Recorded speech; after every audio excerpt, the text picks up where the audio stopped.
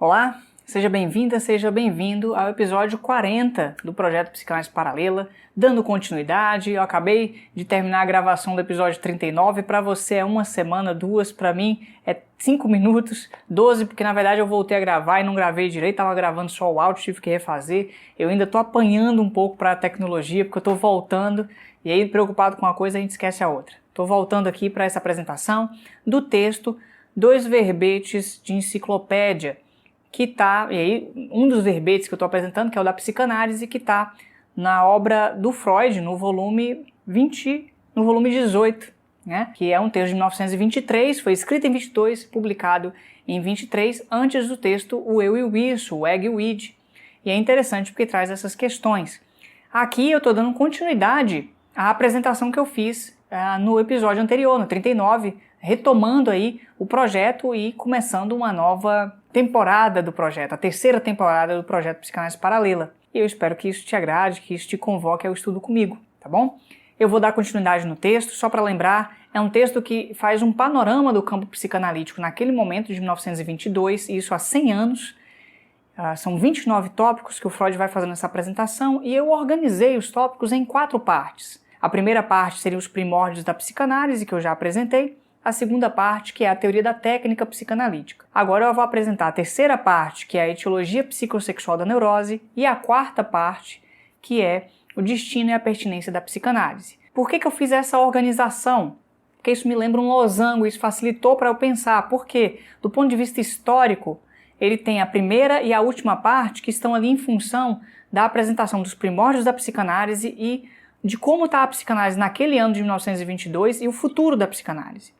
Do ponto de vista da estrutura do campo, ele está falando da teoria da técnica e da etiologia psicossexual da neurose. Então eu tenho aí 4 elementos organizados num losango, para falar assim, né? A gente tem a forma do losango, para poder pensar uma estrutura, uma organização do campo. Isso vai ser interessante para eu poder, nos próximos episódios, discutir isso, elogiar, criticar, ir para outros textos e fazer comparações para a gente poder pensar, porque é isso que me interessa nessa nova temporada, pensando o caminho da psicanálise no tempo e a relação da psicanálise com a ciência, tá bom? Eu vou então para o texto para a gente seguir, mas antes disso, vai lá, se inscreve no canal, curte o episódio, marca o sininho. Se você tiver alguma questão, coloca nos comentários. Isso é muito importante para a gente poder caminhar, porque isso faz o material circular e ser indicado pelo YouTube para outras pessoas. Isso é muito valioso.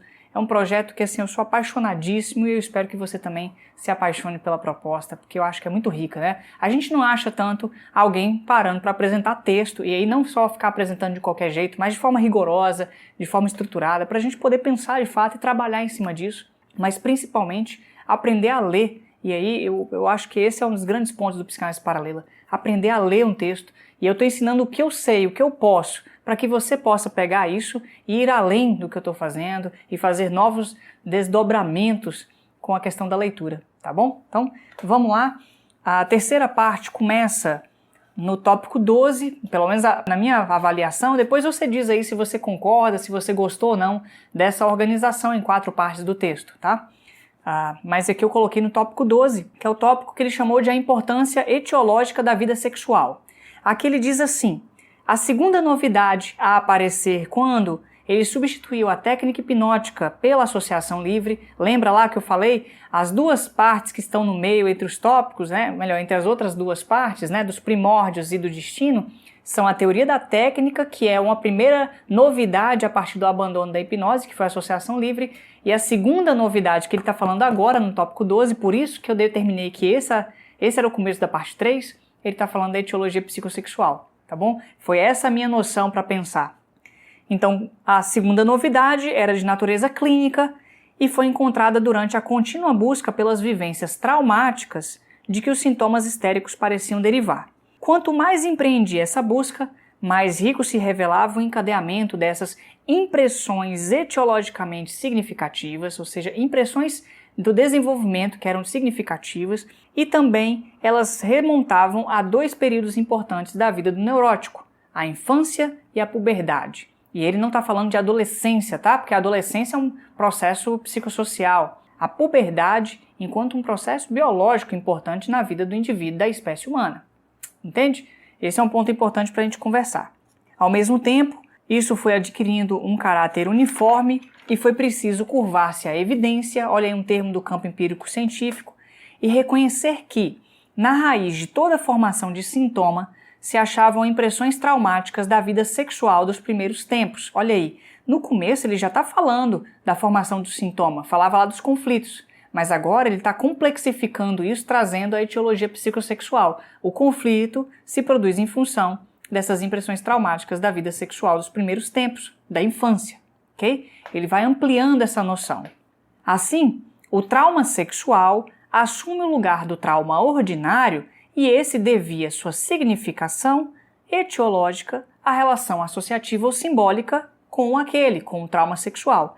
O que ele está dizendo? Aquilo que se produz nesse momento, no momento atual da vida do indivíduo, esse trauma ordinário, cotidiano, de algum acontecimento, não é ele que produz a neurose, não a psiconeurose, mas o fato de que ele remete associativamente ou simbolicamente, são duas expressões, dois termos que eu falei no finalzinho do último episódio, ao trauma sexual que se produziu na infância. Essa é a teoria freudiana da psicanálise. Como a investigação simultânea de casos de nervosismo comum, classificados como neurastenia e neurose de angústia, revelou que esses distúrbios se ligam a abusos contemporâneos da vida sexual, a neurastenia e a neurose de angústia, que eu vou explicar já já, e podem ser eliminados quando cessam esses abusos, foi natural concluir que as neuroses em geral são expressão de transtornos na vida sexual. E aí ele faz uma divisão. O nervosismo, que faz parte da neurastenia e neurose de angústia, que são as neuroses atuais, neuroses produzidas, penso eu, no momento atual da vida do indivíduo, são a expressão química dos traumas sexuais que se produziram contemporaneamente na vida. Então, por conta de traumas sexuais, isso fez com que isso provocasse efeitos químicos e isso produziu a neurose de angústia e a neurastenia. Enquanto as psiconeuroses, como a neurose histérica e a neurose obsessiva, são expressão psiquicamente elaborada, uma elaboração psíquica de danos antigos que essa função biologicamente tão relevante teve essa função biológica que é a função da vida sexual. Então, os danos da vida no desenvolvimento sexual, no futuro, se produzem enquanto psiconeuroses, porque foram elaborados psiquicamente, enquanto os danos produzidos pelos traumas na vida atual do indivíduo produzem neurastenia e neurose de angústia. Isso era o Freud em 1922, há 100 anos atrás, pensando a classificação e a etiologia desses padecimentos. A neurastenia hoje, ela faz parte no CID-10 dos outros transtornos neuróticos, e aí não tem uma classificação mais exata, né? Ali entram exaustão física e mental, perturbações gástricas e sexuais, neuropsicológicas, cefaleias, dor de cabeça, zumbidos no ouvido e outras formas. Mas assim, isso pode fazer parte de vários outros padecimentos, não é porque se eu ouviu isso, você vai lá, eu tô com neurastenia. Não é isso, tá bom? Não é assim que funciona. E a neurose de angústia, posteriormente, nos DSMs e tal, foi passando a ser tratada como transtorno de pânico. Então, o Freud estava pensando, em 1922, isso que hoje a gente pensa de outras formas, a partir da compreensão de que eram causados por traumas sexuais imediatos, atuais na vida do indivíduo. Por isso, as neuroses atuais, em contraposição às psiconeuroses que eram produzidas por processos de elaboração psíquica dos traumas, dos problemas sexuais da infância. E aí, mais uma vez, ele fala de uma função biológica tão relevante e negligenciada pela ciência, porque a ciência da época não discutia a relação desses sofrimentos com a sexualidade. O Freud estava fazendo isso naquele momento, entende? E aí, a sexualidade do ponto de vista da biologia. Então, cuidado com os lacanianos que chegam falando que o Freud não pensava a sexualidade a partir da biologia. Olha, essa galera está muito presa no Lacan, tá bom? Então, presta atenção nisso e cuidado para não cair nessas coisas, porque o Freud está dizendo outra coisa aqui. Ele diz, nenhuma das colocações da psicanálise despertou tanta descrença e tanta resistência como essa sobre a enorme importância etiológica da vida sexual para as neuroses. Óbvio, isso aqui o Freud estava construindo, é uma teoria datada, é uma teoria daquele momento, do começo do século passado, no qual as pessoas na Europa viviam ali a época vitoriana, que a gente fala, uma época de muita repressão da vida sexual, principalmente das mulheres. Então, O sofrimento que elas estavam produzindo naquele momento era um sofrimento que, de certa forma, era um apelo em relação ao que elas estavam vivendo, né? A como elas estavam sendo proibidas de experimentar a sexualidade. Então era um grito de apelo, de um grito de socorro diante daquilo. 20, 30 anos depois a gente teve as guerras, então as neuroses estavam sendo produzidas por outras questões também. Claro que é assim, traumas sexuais produzem neuroses, podem obviamente produzir inclusive sofrimentos muito graves, e a gente ainda vive isso, a gente ainda encontra isso, escuta isso no consultório. Mas todos os sofrimentos são produzidos por traumas sexuais? Não, entende? Esse é o ponto, e aqui ele está dizendo que sim. Então a teoria dele é datada, é uma teoria daquele período, e hoje ela não dá conta mais de tudo. Ela dá conta de algumas questões e a gente precisa considerar isso. Mas eu vou discutir isso melhor no episódio 41, ok? Ele entra então no tópico 13 do texto, que ele chama de assexualidade infantil. E aqui ele fala assim: devido às suas pesquisas etiológicas, a psicanálise veio a lidar com um tema de cuja existência pouco se suspeitava antes. A ciência havia se acostumado a ver na puberdade, olha assim, puberdade, o início da vida sexual, e a considerar manifestações de sexualidade infantil como algo anormal e degeneração, uma degeneração psíquica. A psicanálise revelou uma quantidade de fenômenos notáveis e de recorrência e de ocorrência regular, obrigando a fazer o começo da função sexual da criança praticamente coincidir com o início da vida extrauterina, ou seja, a vida sexual da criança, segundo Freud, começa no nascimento. A partir do momento que ela sai do útero, ela já está vivendo a vida sexual. Obviamente ele vai ter que explicar pra gente o que ele está dizendo, por que ele está dizendo isso. Ele fala assim: as primeiras percepções da sexualidade infantil foram obtidas com a investigação psicanalítica de adultos, sujeitas a todas as dúvidas e possibilidades de erro que podiam ser atribuídas a uma retrospecção tardia. Ou seja, as primeiras descobertas foram feitas em função da escuta dos casos clínicos dos pacientes adultos que remontavam a sua história sexual infantil. E nesse sentido, isso pode ter um conjunto de erros, ele está assumindo.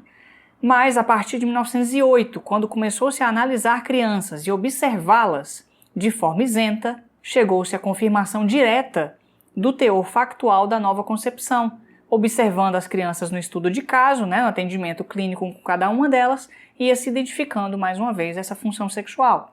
O ponto é, essa forma isenta é uma palavra muito complicada, porque não existe neutralidade na pesquisa. A observação ela é sempre atravessada pelos construtos da teoria. Eu posso discutir isso mais no episódio 41. E aqui o Freud está dizendo da isenção. Mais uma vez, um termo que remete ao trabalho empírico-científico. Ele continua dizendo assim: a sexualidade infantil mostrava um quadro diferente da dos adultos, com muitos traços do que nos adultos era condenado como perversão. Perversão não é psicopatia, que a gente fica vendo sociopatia, não, nada a ver com isso não, tá? Às vezes sim, às vezes mais. Em geral não é isso. Perversão é um termo que tem algumas concepções na obra do Freud. Começando lá no texto dos 3 ensaios sobre a teoria da sexualidade. Essa parte aqui, esse tópico, o próximo, está falando dos 3 ensaios. Inclusive não está atualizado com o que ele vai falar em 1924 e diante. Está aqui ainda nos 3 ensaios sobre as teorias da sexualidade. E o termo perversão lá, nos 3 ensaios, o Freud estava usando em alguns sentidos que são, o primeiro deles, um desvio da função sexual normal. Se a função sexual normal é o contato entre as genitálias, que ele até fala aqui agora, ou seja, o contato visando a reprodução sexual, o desvio é tudo aquilo que difere disso, seja entendido como algo criminoso ou não. Por exemplo, sexo oral é uma perversão, sexo anal também, a orientação homossexual, idem, a pedofilia, o sexo com crianças, também, o sexo com animais, também. Percebe que algumas coisas são crimes, A pedofilia e a zoofilia fazem parte de formas criminosas. Agora, a homossexualidade no período de Freud também era mal vista e era tratada como doença. Isso teve toda uma luta para tirar das classificações de doenças e entender como uma expressão normal da vida do indivíduo. Mas ali o Freud estava discutindo como um desvio da função sexual. O mérito do Freud não foi dizer que não é um desvio. O mérito dele foi dizer o que ele vai dizer daqui a pouco, que o desvio e a normalidade, ambos fazem parte da vida de qualquer indivíduo. Esse é o mérito que o Freud tem. Então, ele não fez com que deixasse de ser um desvio, ele fez com que fosse naturalizado, por exemplo, a orientação homossexual ele foi nesse sentido de uma naturalização, né? Não no sentido de tirar da noção de um desvio, né? Como uma inversão da sexualidade, que era assim que ele via na sua época. Ah tá, e uma outra concepção da perversão é a perversão como negativo na neurose. Aquilo que o neurótico reprime porque não dá conta na sua sexualidade, a pessoa que tem uma perversão realiza, vivencia, experimenta. Tá? Então é o negativo porque é o contrário, né?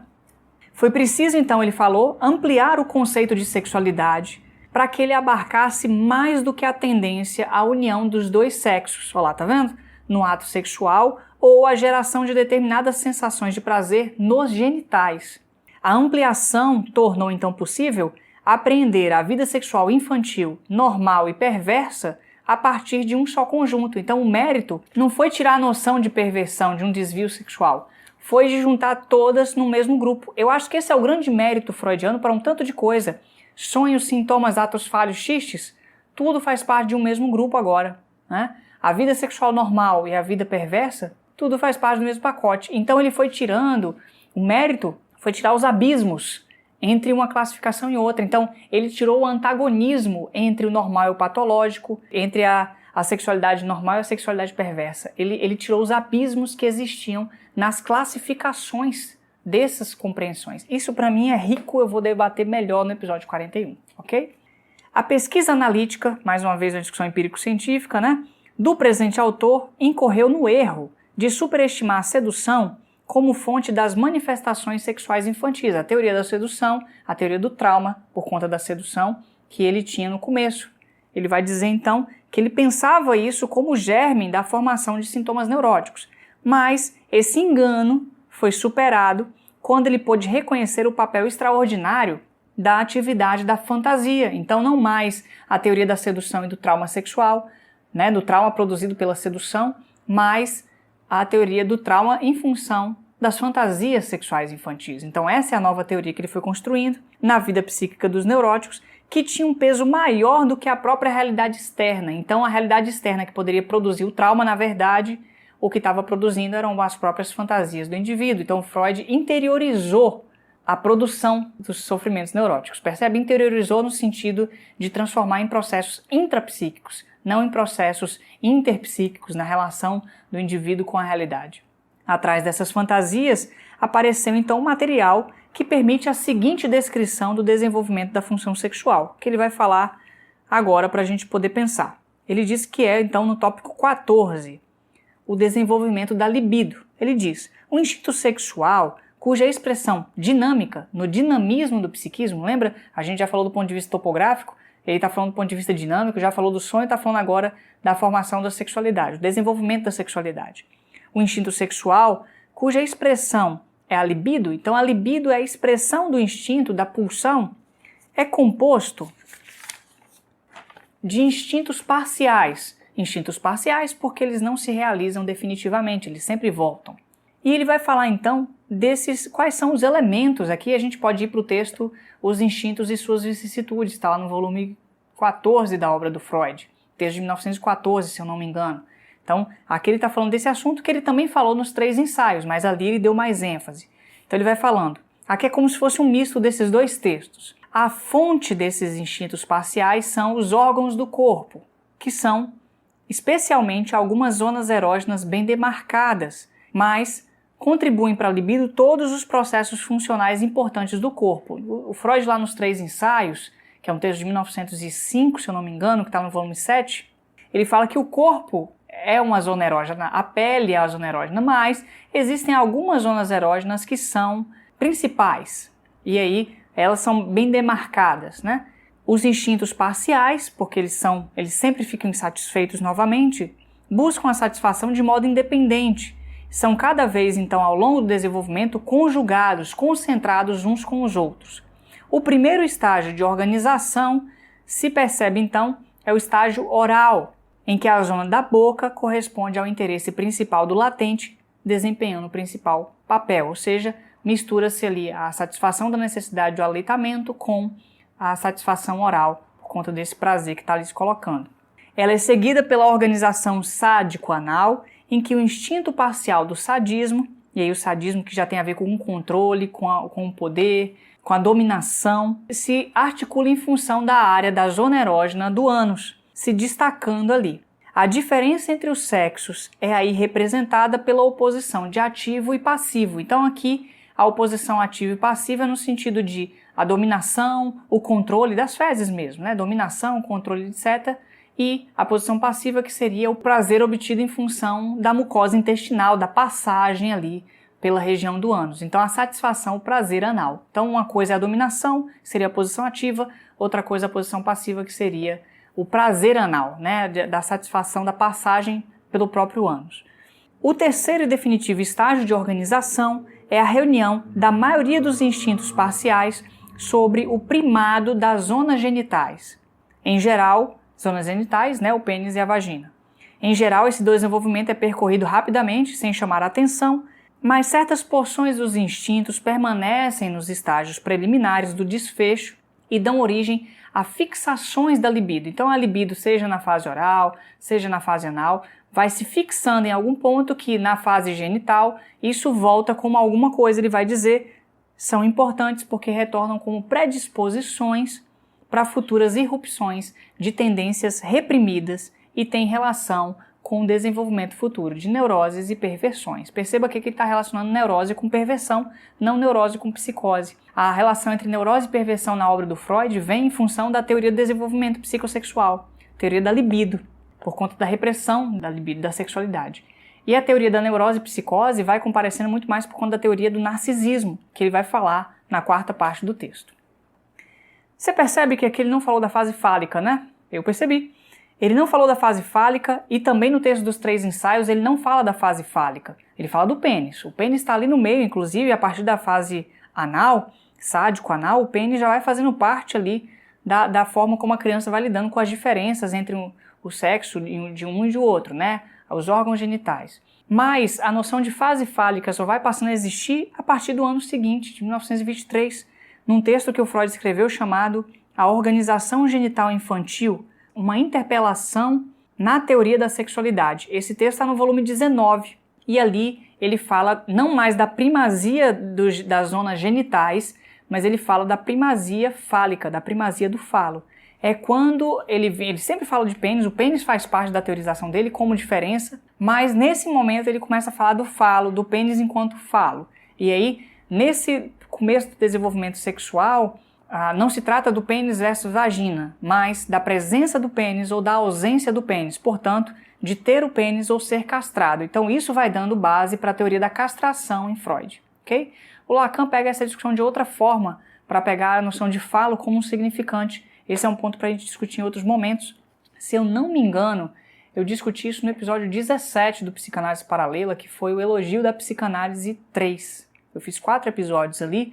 No 3, a Elisabeth Roudinesco e o Jacques Derrida discutem sobre a questão do falo, né? E aí discutem sobre as práticas étnico-raciais no sentido do corte da pele do pênis, né? Do corte do clitóris, da retirada, que são práticas violentíssimas. Eles estão discutindo sobre aquilo, estão discutindo sobre o tema da castração. Qualquer coisa, volta nesse episódio. É um episódio muito... Na verdade, os episódios do Elogio da Psicanálise são muito legais. A discussão de Derrida com Roudinesco é muito boa mesmo, mas volta lá no episódio 17, que é o Elogio da Psicanálise 3. Se não for, eu coloco aqui também para corrigir, tá bem?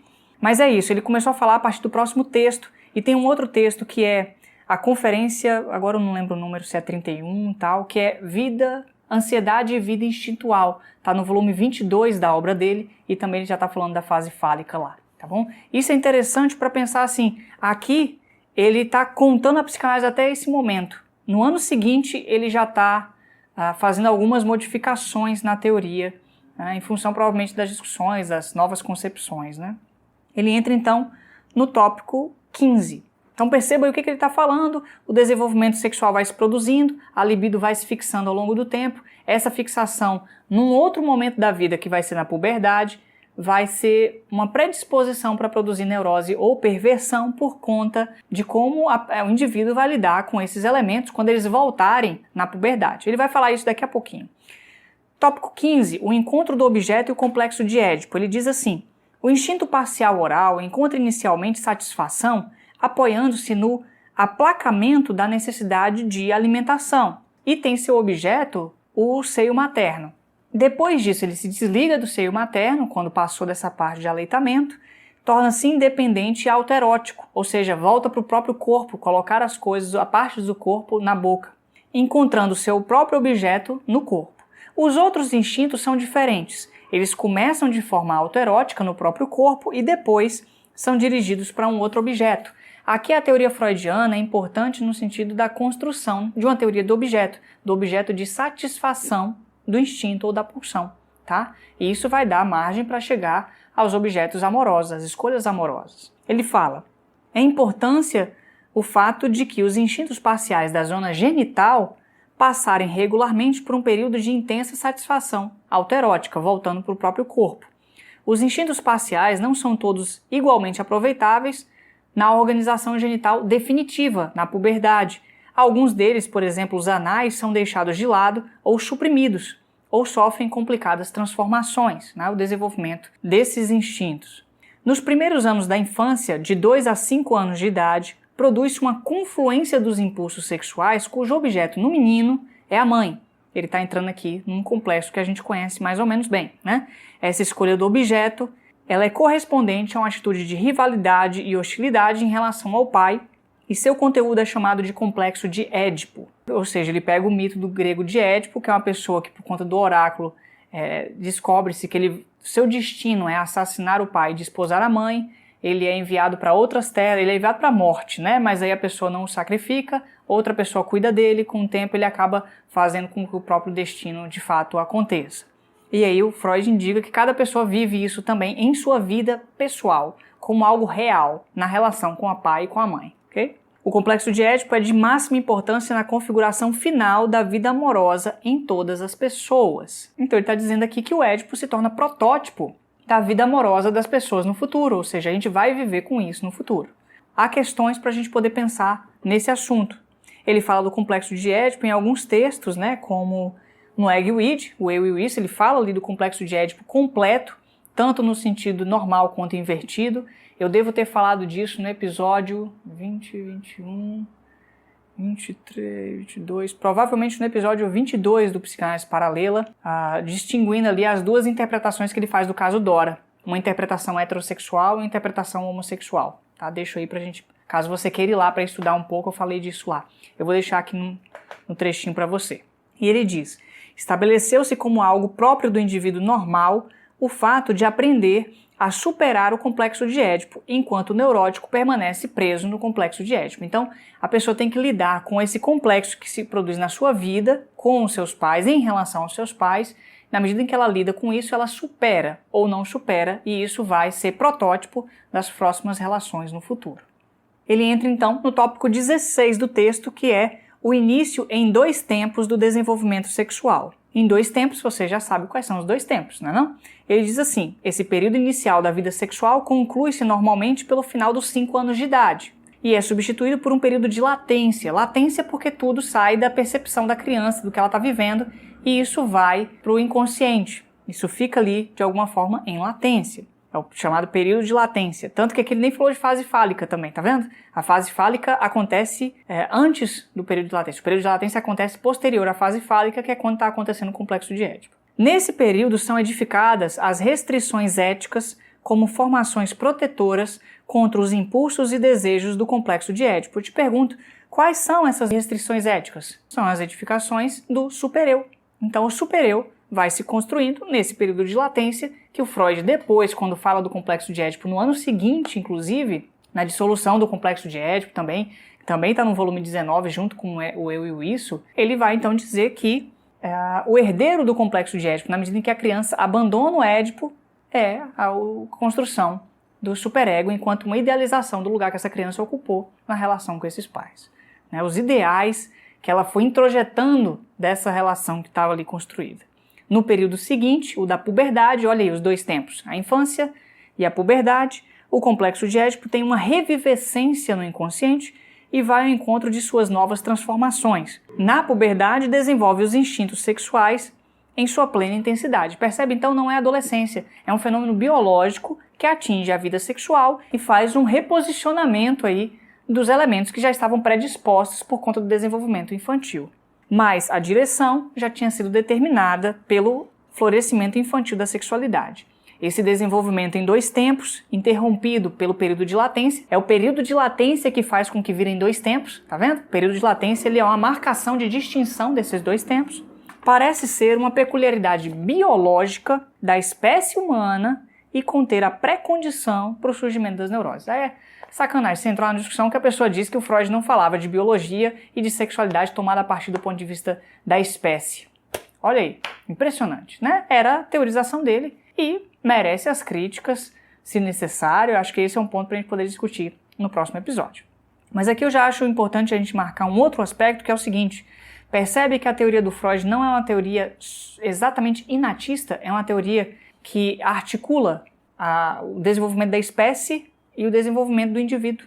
Ele não fala tanto da cultura nesse sentido, ele está falando da espécie do indivíduo. Produz-se intrapsiquicamente no indivíduo, em função do que se produz dos aspectos fisiológicos, né?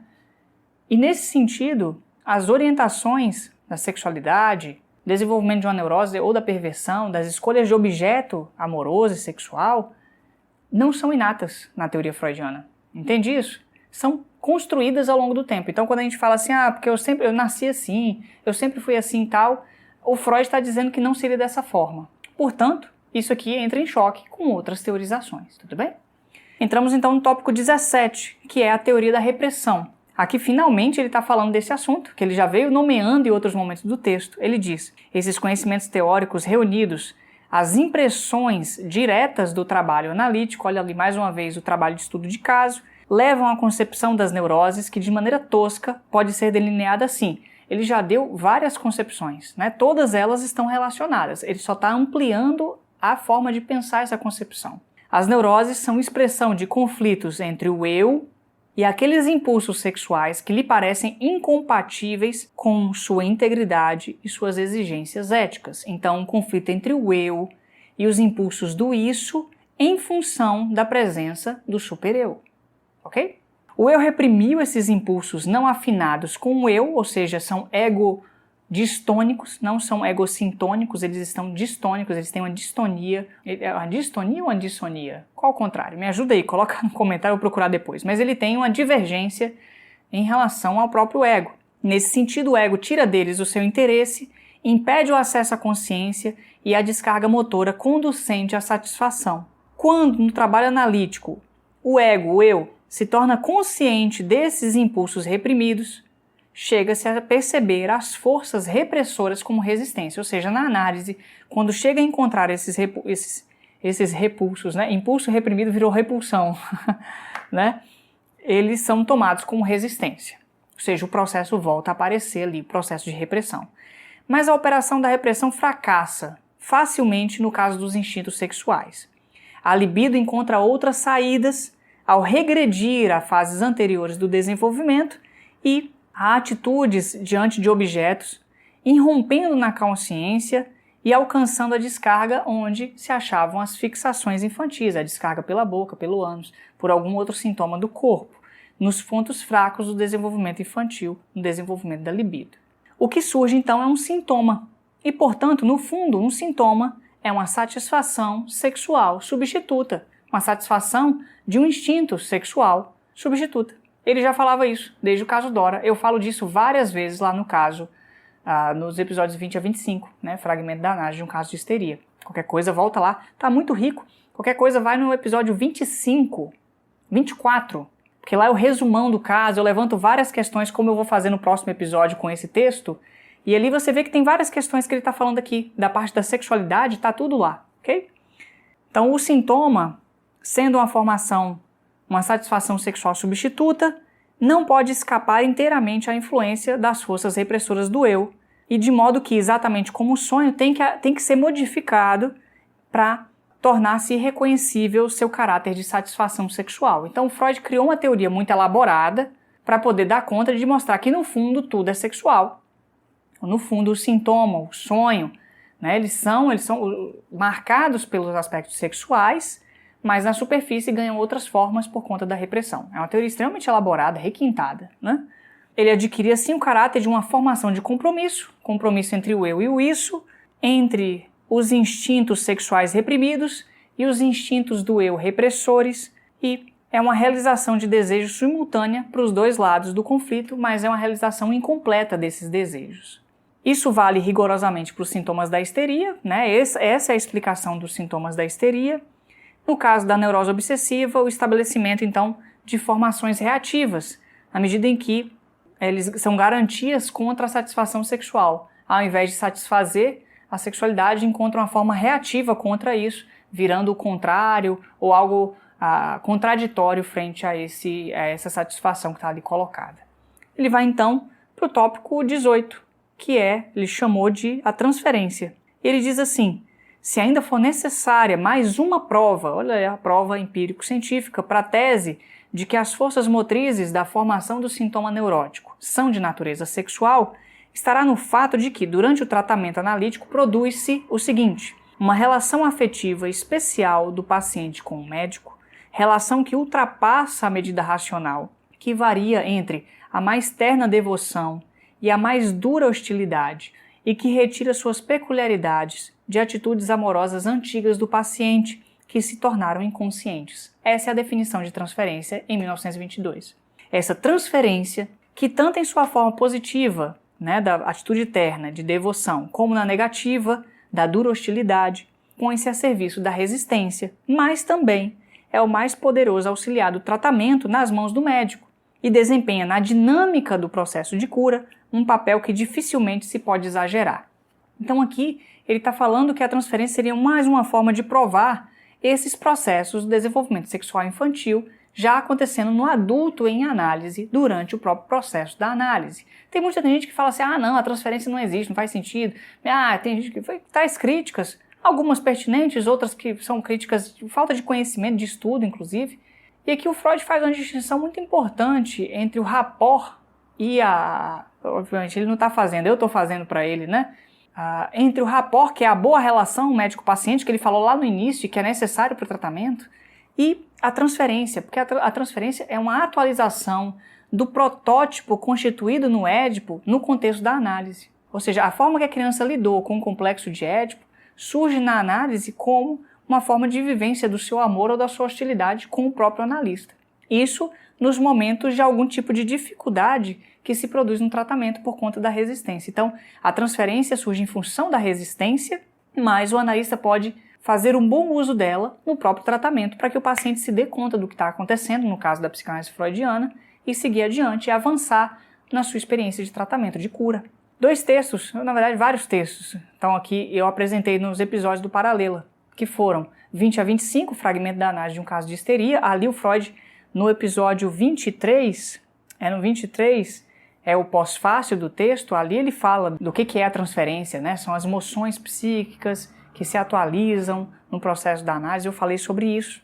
Um outro texto que eu apresentei que fala sobre isso está no episódio 28 do projeto, que é o Intervenção sobre a Transferência, um texto do Lacan, no qual ele comenta esse texto do Freud, do fragmento da análise, e faz uma nova apresentação de uma concepção de transferência. Transferência tomada não como aquilo que vem de uma resistência do paciente, mas em função de uma contra-transferência do analista. Então, o Lacan inverte os pontos. Ele não coloca a responsabilidade no paciente, ele coloca a responsabilidade no analista produzindo a transferência. Mais uma questão para pensar, tá bom?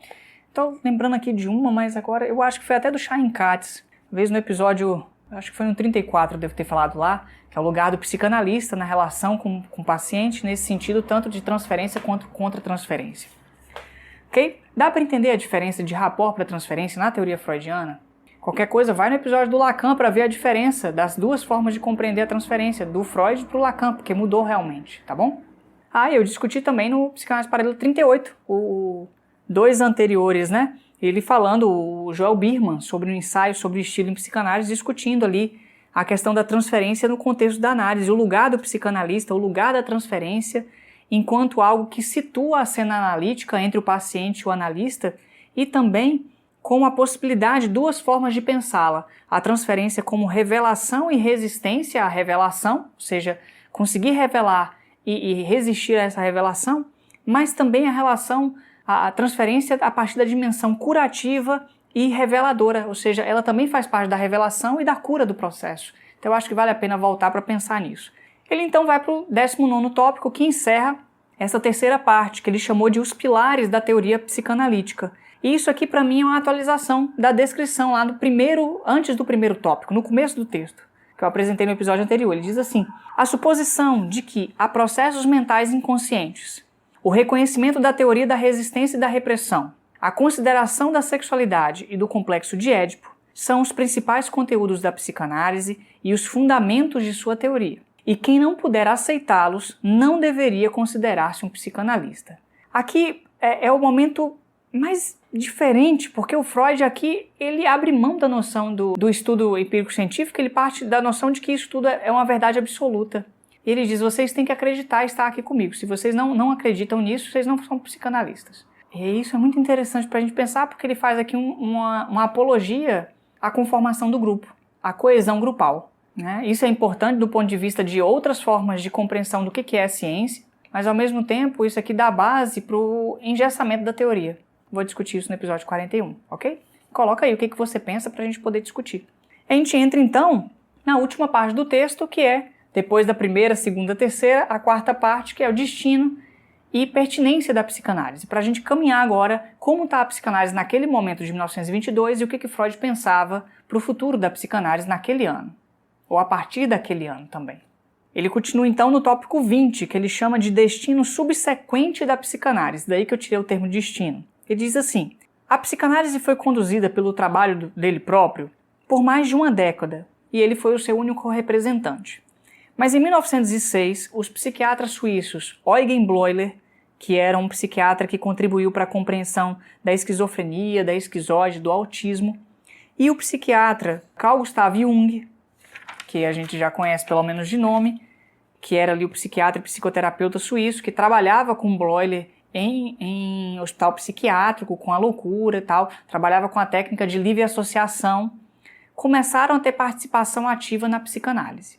Em 1907, em Salzburgo, na Áustria, houve um primeiro encontro de seus seguidores e a nova ciência, mais uma vez aí, estava no centro do interesse de psiquiatras e leigos. A acolhida que teve na Alemanha não foi exatamente honrosa para a ciência alemã e motivou a defesa enérgica até mesmo de um partidário fleumático como Bleuler.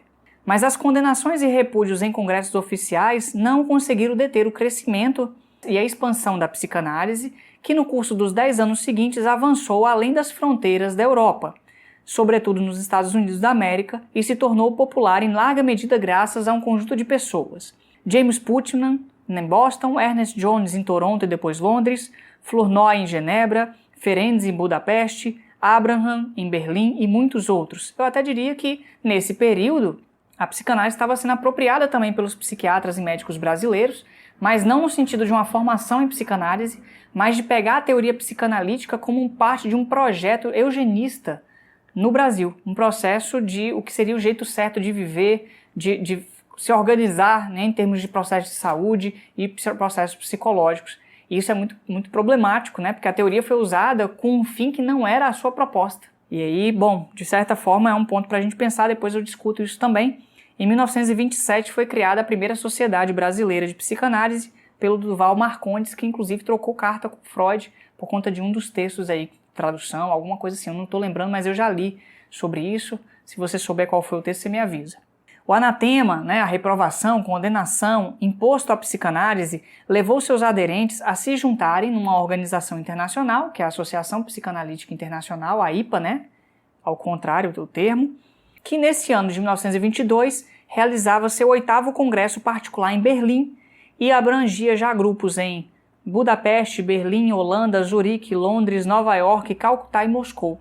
Tampouco a Primeira Guerra Mundial, de 14 a 18, interrompeu esse desenvolvimento. Em 18 e 19 foi fundada pelo Dr. Anton von Fund, em Budapeste. Eu estou falando assim, gente, mas não sei se está falando certo não, vocês me ajudem, tá? A editora Psicanalítica Internacional, publicando revistas e livros dedicados à psicanálise. Em 1920 foi inaugurada em Berlim, pelo Dr. Max Eitingon, a primeira policlínica psicanalítica para tratamento de neuróticos destituídos de meios. Aqui é importante porque o Freud estava muito preocupado com essa questão do tratamento gratuito da psicanálise depois da Primeira Guerra Mundial. Antes não, pega lá no texto de 1912, lá nas recomendações aos médicos que exercem a psicanálise, ele dizia que a psicanálise era para quem podia pagar. E não adiantava, não dá para trabalhar com pessoas mais pobres, que no futuro elas teriam acesso a serviços de saúde gratuito e tal. Aqui, depois da Primeira Guerra, ele já estava propondo para o Max Eichmann pensar em policlínicas. Então a guerra é foda. Enfim.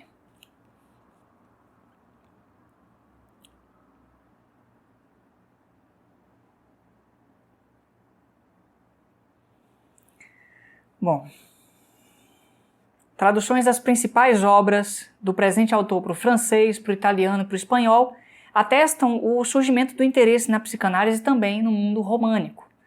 Entre 1911 e 1913, destacaram-se da psicanálise duas orientações. Destacaram no sentido de que saíram fora, né? Porque destaque o Freud, não sei se ele aceitava muito quem se destacava, não. Ou seja, né? Destaca para lá, não para cá. Uma delas foi do próprio Jung, que despojava o complexo de Édipo de sua real significação, atribuindo um valor apenas simbólico, um valor de simbolismo ali, né? No sentido de que a mãe é aquilo que nunca se alcança, o pai é aquele que a gente precisa ultrapassar para seguir na vida. E o Freud entendia que o Édipo era real, ou seja, o Édipo é um conflito da criança com seus pais. O Lacan tomou de outra forma e isso é importante pensar também. Então, nesse sentido, o Lacan também foi para uma outra via para pensar o Édipo. Todo mundo foi. E ele negligenciava na clínica o desvelamento do período infantil esquecido e pré-histórico, ou seja, o Jung não trabalha com a noção da vida sexual infantil. O Jung foi para uma outra via, e aí o Freud não aceitava isso. Não fazia parte do grupinho, lembra? Da coesão em termos da aceitação dos conceitos. A outra foi originada do Alfred Adler, que em Viena trazia elementos da psicanálise com outros nomes. Por exemplo, a repressão em versão sexualizada foi chamada de protesto masculino, mas ele não considerava os instintos e o inconsciente e buscava relacionar o desenvolvimento do caráter e das neuroses à vontade de poder que, mediante a supercompensação por conta de uma inferioridade do órgão, né, uma inferioridade física ou social que a pessoa tinha, ela fazia uma supercompensação em outro aspecto da vida. E que de fato isso acontece, e aí a teoria do Freud não ia por essa via, ia por uma outra forma.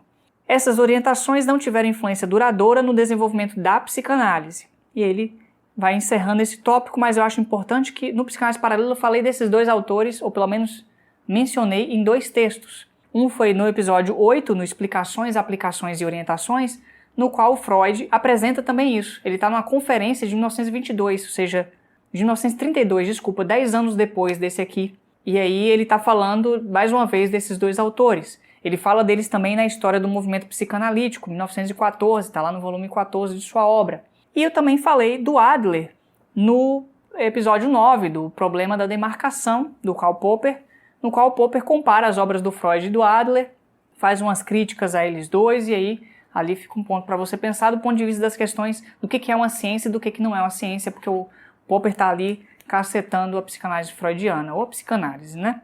No tópico 21, ele chama de progressos recentes da psicanálise. Aí ele diz assim: desde que se tornou o âmbito de trabalho para um grande número de observadores, a psicanálise experimentou avanços na amplitude e na profundidade, que neste artigo pode ser mencionados apenas brevemente. Ele vai falar então quais são esses avanços e amplitude. Tópico 22, o narcisismo. Lembra que eu falei antes? A diferença entre neurose e perversão diz respeito ao desenvolvimento psicossexual, né, da libido. A diferença entre neurose e psicose vem com a discussão do narcisismo, da libido narcísica. Seu avanço teórico mais importante foi provavelmente a aplicação da teoria da libido ao eu repressor, ou seja, a teoria da libido não só pensando nos instintos sexuais, mas pensando nos instintos do eu, nos instintos narcísicos. O próprio eu veio a ser considerado um reservatório de libido, então não só o isso é um reservatório de libido, o eu também é um reservatório de libido, até porque o eu, uma parte dele está no isso. Essa libido chamada de narcísica, diferentemente da libido sexual, ou seja, não é uma libido focada na satisfação sexual, na satisfação inconsciente dos instintos sexuais, ou na satisfação inconsciente, não, na satisfação dos instintos sexuais inconscientes, porque a satisfação é na consciência e na mobilização. é distinta da libido narcísica. Essa libido narcísica, ela serve para investimento, né, libidinal dos objetos, faz parte da teoria das relações de objeto, que vai construindo na teoria do Freud, e para o qual podem novamente ser recolhidos, ou seja, investimento em um objeto e o retorno, né, no outro, numa atividade, etc. Eu vou dar um exemplo aqui do próprio psicanálise paralela, né? Se eu não tivesse extremamente investido nesse projeto, eu não estaria insistindo em fazer mais uma vez isso aqui, né? Quantas frustrações eu tive e chorei, fiquei mal, e teve um dia, uma das gravações que eu fiquei assim, eu fiquei enlutado o dia inteiro com ela, tive que esperar o dia passar porque eu tinha morrido naquele dia, sabe? Um filho naquele momento tinha morrido. É nesse sentido que a gente pode pensar essa libido narcísica, né? O meu narcisismo foi investido ali, e aí na vida amorosa isso também acontece, o quanto que a gente, quando se apaixona por alguém, a gente esquece da gente, porque toda a nossa libido narcísica está investida no outro. Assim, a forma de entender que eu faço é essa, veja se faz sentido, se você entende que é correto ou não, e aí você me corrige, tá bom? Com essa concepção foi possível chegar à análise do eu e fazer a separação clínica das psiconeuroses em duas, as neuroses de transferência, neurose obsessiva e histérica, e as afecções narcísicas, que são as psicoses. No caso das primeiras, histeria e neurose obsessiva, acha-se disponível uma certa quantidade de libido que tende a transferir-se para outros objetos. Então, as neuroses de transferência podem fazer um processo de transferência da sua libido para o outro. E aí, se transfere a libido, está transferindo, na verdade, tudo que ela experimenta narcisicamente, inclusive os protótipos do Édipo. Diferentemente, são os distúrbios narcísicos, como a demência precoce, a paranoia, a melancolia, que são caracterizadas pela retirada da libido dos objetos, sendo, portanto, pouco acessíveis à terapia analítica. Então, a terapia analítica freudiana não serviria para tratar pessoas com demência precoce, paranoia e melancolia, mas sim as pessoas que têm uma neurose de transferência. Entretanto, mesmo não sendo possível um trabalho terapêutico, a psicanálise tem contribuições ricas para ajudar a compreender essas doenças, né? No caso, as psicoses. Ok? Item 23 e 24, eles estão relacionados porque tem a ver com a eficácia terapêutica, a eficácia da técnica, a mudança da técnica e com a eficácia dela, os limites, etc. No item 23, ele fala da mudança da técnica e diz assim: depois que a elaboração da técnica interpretativa satisfez a ânsia de saber do analista, o interesse tinha que se voltar para outro problema, que era de como atingir a influência mais eficaz sobre o paciente. E aí, novamente, a questão de como influenciar o paciente a ter uma melhora no seu quadro. Logo se verificou, mais uma vez o termo, que a primeira tarefa do médico seria ajudar o paciente a alcançar o conhecimento e depois a superação das resistências, que nele surgem durante o tratamento e de que ele próprio no início não tem consciência. Então ele está se defendendo, ele tem resistências, ele não se dá conta disso. O primeiro trabalho, então, é a superação das resistências para depois fazer a análise dos sintomas.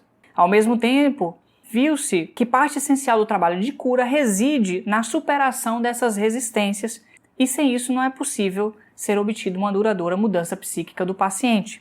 A técnica analítica ganhou uma sutileza e uma segurança que rivalizam com a da técnica cirúrgica. Olha a comparação, a analogia que ele está fazendo. A técnica cirúrgica e a técnica analítica, né? Bom, é absolutamente desaconselhável empreender tratamentos analíticos sem um treino rigoroso, a partir da própria análise, a partir do estudo de caso e tal. E o médico que se aventura a fazê-lo confiando apenas em seu diploma, olha aí mais uma vez, não é a graduação que forma um analista, não tem mais competência do que um simples leigo. Aqui tem uma discussão sobre a questão da superação das resistências que ele vai voltar no tópico 25. Eu vou esperar um pouco e falo disso lá, para a gente poder pensar esse ponto, tá bom? Item 24, a psicanálise como método terapêutico. Nele, o Freud diz assim: a psicanálise nunca se apresentou como uma panaceia, nem pretendeu realizar milagres. Numa das áreas mais difíceis da atividade médica, é o único método possível para algumas doenças, a área psi, né? E para outras, aquele que oferece os melhores ou mais duradouros resultados, jamais sem o correspondente dispêndio de trabalho e tempo, porque a psicanálise é longa, principalmente da época de Freud. Não era longa em termos de tempo, assim, era longa em termos de quantidade, né? Eram sessões diárias, com exceção do domingo, né? E coisa de 2 anos, imagine 2 anos fazendo sessões todos os dias praticamente. O médico que não é totalmente absorvido pelo trabalho do acesso terapêutico, ele tem o seu esforço amplamente recompensado com as inéditas informações das tramas da vida psíquica e dos nexos entre o físico e o psíquico. Olha aí a relação com a biologia, a relação do físico com o psíquico, como que é importante na obra freudiana. Ali onde atualmente ela não pode oferecer ajuda nenhuma, mas apenas compreensão teórica, a psicanálise talvez abra o caminho para uma futura influência mais direta sobre os distúrbios neuróticos. Então ele está dizendo que no futuro a psicanálise pode abrir caminho, né? Ou ela já está abrindo caminho para algo, uma futura influência mais interessante para os distúrbios neuróticos. Ele dá uma abertura, né? Que talvez não faça parte da própria psicanálise, talvez sim, talvez não. Seu âmbito de trabalho são sobretudo as duas neuroses de transferência, a histeria e a neurose obsessiva. Não são as neuroses atuais, né? Nem são afecções narcísicas, né? Os distúrbios narcísicos. Então olha que ele já está situando aqui quais são os limites e quais são as possibilidades do tratamento. Então são as neuroses de transferência, a histeria e a neurose obsessiva, em que contribuiu para revelar a estrutura interna e dos mecanismos ativos, mas também entram aí as espécies de fobias, inibições, deformações do caráter, perversões sexuais e dificuldades da vida amorosa. Todas essas podem ser tratadas pela psicanálise freudiana. Conforme alguns psicanalistas, o Gelif, Grodeck e Felix Deutsch, há perspectivas para o tratamento analítico de enfermidades orgânicas vulgares, no sentido de entender que um fator psíquico pode participar da gênese e manutenção dessas patologias, dessas enfermidades orgânicas, né? A pessoa acaba tendo um ganho secundário, que foi uma discussão que o Freud teve lá no caso Dora, né? Deve estar no episódio 21, provavelmente, tá bom? Como a psicanálise requer. Agora os limites, né? Alguma plasticidade psíquica tem que manter certos limites de idade na escolha desses, ou seja, pessoas idosas não iam ter contribuição da psicanálise freudiana. E como implica uma demorada e intensa ocupação com o doente, ou seja, tem um tempo longo, seria antieconômico esbanjar esse esforço em indivíduos sem valor, que ao mesmo tempo são neuróticos. Aqui eu não sei, ele está falando sem valor em qual sentido? Sem valor em termos de mau caráter, sem valor em termos de pobreza. Mas ele diz em seguida, só a experiência com o material de policlínicas poderá ensinar que modificações são necessárias para tornar a terapêutica analítica acessível a camadas amplas da população e adequá-la a inteligências mais fracas. Talvez isso dá a entender que esses indivíduos, né, sem valor são pessoas mais pobres. Aí eu deixo você para pensar e eu vou pensar também no próximo episódio a respeito disso, ok? Item 25. Comparação com métodos de hipnose e sugestão. Ele diz assim: o procedimento psicanalítico distingue-se de todos os que fazem uso de sugestão, persuasão, etc., por não procurar suprimir, mediante a autoridade, nenhum fenômeno psíquico do paciente. Busca averiguar a causa do fenômeno e eliminá-lo através de uma mudança duradoura das condições para o seu surgimento. Na inevitável influência sugestiva do médico que existe, é dirigida para a tarefa que cabe ao doente de superar as resistências, lembra que eu falei que eu vou voltar nesse ponto? Ou seja, de realizar o trabalho de cura. O cuidadoso manejo da técnica protege do perigo de falsear, mediante a sugestão, os dados da memória do paciente. Então esse é um ponto importante. Muitos analistas foram criticados por estarem criando lembranças falsas nos pacientes. Eu não sei em qual texto, em qual material. Se você tiver, manda para mim, por favor. Que às vezes isso fica aparecendo por aí, né? É dos psicanalistas clássicos. Esse é um ponto importante para a gente discutir. E ele fala assim, em geral, o despertar das resistências faz essa proteção e aí ele diz qual que é o objetivo do tratamento. Pode-se dizer que o objetivo do tratamento é, pela eliminação das resistências e a averiguação das repressões do doente, produzir a mais ampla harmonização e fortalecimento do seu eu, poupar-lhe o dispêndio psíquico em conflitos internos e dele obter o melhor que permitam suas disposições e capacidades, tornando-o, na medida do possível, capaz de trabalhar e de fruir, ou seja, de viver, de gozar e de trabalhar sua vida, de ter prazer na sua vida.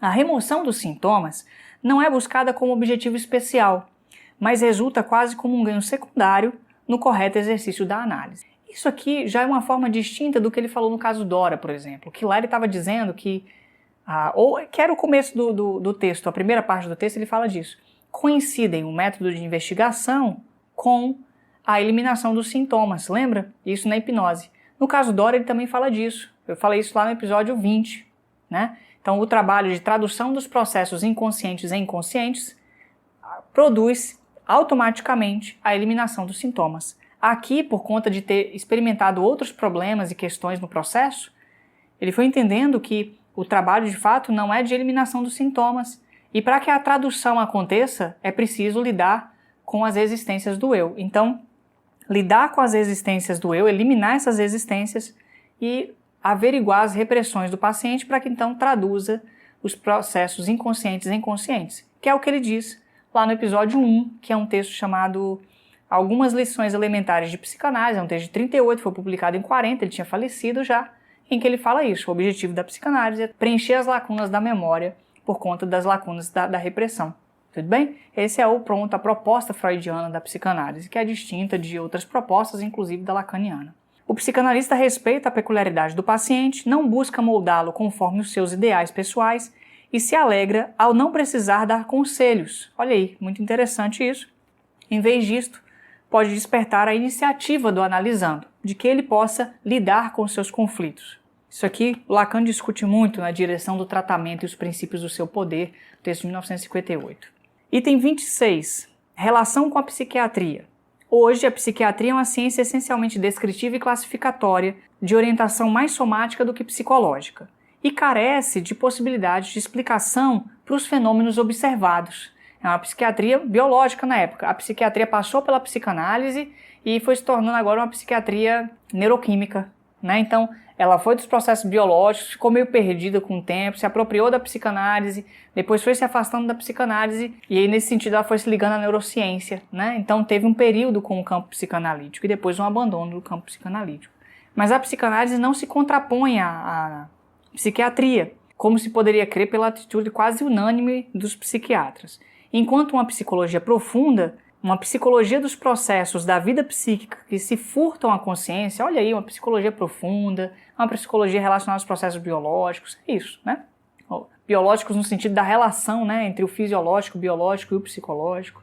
Ela é destinada a fornecer para a psiquiatria o indispensável alicerce e remediar suas atuais limitações, olha aí. No futuro haverá provavelmente uma psiquiatria científica, para a qual a psicanálise terá servido de introdução. Ele tem toda a razão. A psicanálise serviu de introdução e, com o tempo, a psiquiatria se afastou da psicanálise e vice-versa. Cada campo seguiu por um caminho, né?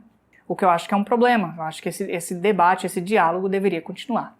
Item 27. Críticas e incompreensões da psicanálise. A maioria das críticas feitas à psicanálise em obras científicas baseia-se em informações insuficientes e parece ser motivada por resistências afetivas. Aí o Freud já trazendo a questão das resistências, que ele falou lá no episódio 8, do Explicações, Aplicações e Orientações, né? As pessoas têm resistência à psicanálise quando critica ela.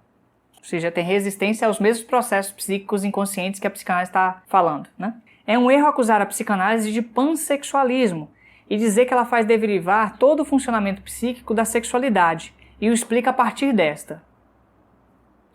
Ok, vamos ver o que ele vai dizer. A psicanálise diferenciou, na verdade, os instintos sexuais dos instintos narcísicos, os instintos do eu. Nesse sentido, ela não diz que tudo vem dos instintos sexuais.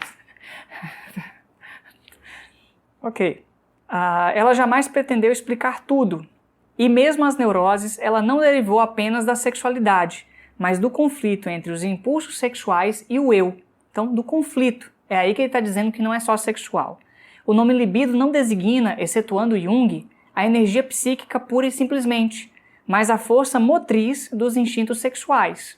Sabe assim, ele vai estar com um cobertor e aí ele tira da cabeça, ele põe na cabeça, o pé fica para fora, puxa para o pé, a cabeça aparece. Ele está tentando dizer que a psicanálise não coloca ênfase nos aspectos sexuais, ou não diz que tudo é sexual, mas no fim ele acaba dizendo isso mesmo. Certas afirmações como de que todo sonho seria uma realização de desejo sexual nunca tiveram procedência. Mas aí, lá no começo do texto, na página 253 aqui, quer ver? Ele diz: todo sonho é, por um lado, uma realização do desejo do inconsciente. O inconsciente não é o sexual? Tudo bem. Nunca tiveram procedência, ele diz aqui, né? A objeção de unilateralidade feita à psicanálise, que como ciência do inconsciente psíquico, tem seu delimitado e definido campo de trabalho, é algo tão despropositado quanto seria taxar a química de unilateral. Então, está comparando a psicanálise com a química, que é uma ciência da natureza. Então, olha onde o Freud estava inserindo a psicanálise, tá bom? a ciência médica, as ciências da natureza. Uma incompreensão maldosa justificada apenas pela ignorância é achar que a psicanálise espera que a cura dos distúrbios neuróticos se dê a partir da liberação da sexualidade. De fato, não se trata disso, nunca foi isso. A tomada de consciência dos desejos sexuais reprimidos possibilita antes um domínio dos mesmos. De fato, essa era a proposta freudiana, dominar esses instintos, assenhorear-se dele, como ele diz lá no texto Dissecção da Personalidade Psíquica, é uma conferência também de 1932, está no volume 22. Onde estava o isso, o eu deve advir, porque o eu deve assenhorear-se de partes do isso. Aqui o Lacan leu de outra maneira, inclusive, essa frase. É mais correto dizer que a análise libera o neurótico das cadeias de sua sexualidade, porque ele está preso ali, está reprimido. Inclusive, é muito pouco científico julgar a psicanálise por sua possível aptidão para minar a religião, a autoridade e a ética, pois, como toda ciência, ela é não tendenciosa e conhece apenas o intuito de apreender uma porção da realidade de maneira não contraditória. Então ele está o tempo todo marcando o lugar da psicanálise como uma ciência, Essa é a posição que o Freud tinha, era o que ele estava sustentando ali. Pode-se dizer, então, por fim, que caracterizar como simplório o temor que alguns têm de que os bens supremos da humanidade, como a pesquisa, a arte, o amor, a sensibilidade ética e social, perderiam seu valor ou sua dignidade só porque a psicanálise é capaz de mostrar sua procedência de impulsos instintuais elementares e animais. Olha aí, mais uma vez, a relação com o aspecto filogenético da espécie humana. Então ele está dizendo que não, a psicanálise não quer destruir nada disso, só quer mostrar que tudo isso vem de questões sexuais, de repressões da vida sexual, que é o que ele vai falar agora. 28. Terminando o texto. As aplicações e conexões não médicas da psicanálise. Uma apreciação da psicanálise seria incompleta se deixasse de informar que, única entre as disciplinas médicas, ela mantém amplas relações com as ciências humanas e está prestes a adquirir para a história da religião e da civilização, a mitologia e a ciência da literatura, uma significação análoga à que tem para a psiquiatria, ou seja, os campos das ciências humanas. Quando considera que originalmente ela não tinha outro objetivo senão compreender e influenciar, mais uma vez a noção de influência, os sintomas neuróticos, vê que ela está se aproximando também das ciências humanas, é muito interessante. Quando a análise dos sonhos levou a uma percepção dos processos psíquicos inconscientes e mostrou que os mecanismos que geram os sintomas patológicos também agem na vida psíquica normal, lembra, ele falou 2, 3 vezes sobre isso, o sintoma com o ato falho e com os sonhos, A psicanálise se tornou uma psicologia das profundezas e, como tal, ela é capaz de ser aplicada às ciências humanas também. Pôde resolver uma série de questões que estavam não resolvidas na psicologia da consciência da sua época, que eu falei antes, no episódio anterior. A psicologia da consciência porque era a noção de que só existem os processos mentais conscientes e a biologia, que o Freud foi inserindo, juntamente com vários outros processos inconscientes. Mas a teoria freudiana é psicodinâmica. Buscou, então, rapidamente estabelecer os vínculos dessa nova psicologia profunda com a filogênese humana. Olha lá, a mente consciente, psicologia profunda e a filogênese. Viu-se então que a função patológica nada mais é do que a regressão a um estágio anterior do desenvolvimento da função normal, Desenvolvimento, uma regressão da libido para outras fases do seu desenvolvimento sexual. O Jung foi o primeiro a enfatizar a coincidência entre as fantasias desordenadas dos doentes de demência precoce e os mitos dos povos primitivos. Aí o Jung foi construindo a noção de inconsciente coletivo. O presente autor chamou a atenção para o fato de que os dois desejos que formam o complexo de Édipo têm conteúdo igual ao das duas proibições capitais do totemismo, totem e tabu, não matar o ancestral e não desposar uma mulher do próprio clã, e ali pensando no Édipo. O significado do complexo de Édipo começou a tomar proporções gigantescas. Chegou-se à ideia de que a organização do Estado, a moralidade, o direito e a religião teriam surgido conjuntamente na pré-história da humanidade como formação reativa ao complexo de Édipo. Formação reativa não foi o elemento que ele associou à neurose obsessiva, por isso que ele associa a religião como uma forma de neurose obsessiva. Então ele foi fazendo todo esse caminho para pensar essas instituições sociais a partir de uma formação reativa ao complexo de Édipo. Otto Henke lançou luz sobre a mitologia e a história da literatura, aplicando conhecimentos psicanalíticos. Theodor Hayek fez o mesmo com a história dos costumes e das religiões. E o pastor Oscar Pfister, de Zurique, despertou o interesse de educadores religiosos e professores, mostrando o valor dos pontos de vista psicanalíticos para a pedagogia. Então aqui ele está no campo da psicanálise aplicada, que ele chama, né? E que ele também falou na conferência 32, Explicações, Aplicações e Orientações, que eu apresentei no episódio 8 do Psicanálise Paralela. Por fim, o tópico que tinha que ter no texto, já que ele está falando disso o tempo todo, o tópico 29 para terminar o texto, caráter da psicanálise como ciência empírica. Olha aí, a psicanálise não é como um sistema filosófico, que parte de conceitos fundamentais claramente definidos, procura com eles apreender o mundo como um todo e depois não tem mais lugar para novos achados e melhores percepções. Ela se atém aos fatos do seu âmbito de trabalho, busca solucionar os problemas imediatos trazidos, pela observação, segue tateando com base na experiência, estudo de caso clínico, está sempre incompleta, sempre disposta a ajustar ou modificar suas teorias.